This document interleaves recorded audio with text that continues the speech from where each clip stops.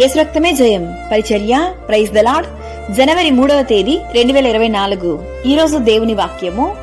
ఒక మనుష్యుని ద్రాక్ష తోటలో అంజురపు చెట్టు ఒకటి నాటబడి ఉండెను.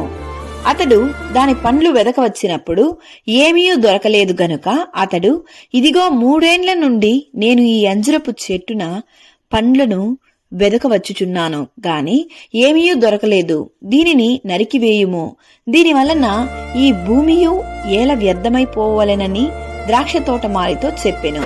లూకాసు వార్త 13వ అధ్యాయం 6-7 వాక్యములు.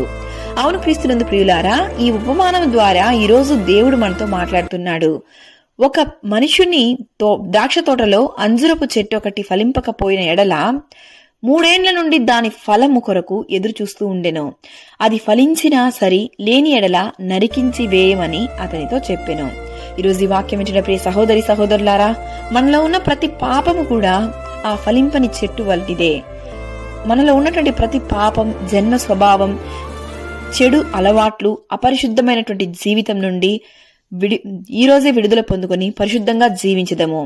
ఈ రోజే నీలో ఉన్న రహస్య పాపములన్నిటి నుండి మారుమనసు పొందుము. లేని ఎడల దేవుని ఉగ్రతకు పాలవ్వకండి. పరిశుద్ధ జీవితాన్ని జీవించదము. దేవుని కృప మనందరికీ తోడయుండును గాక. ఆమేన్. God bless you.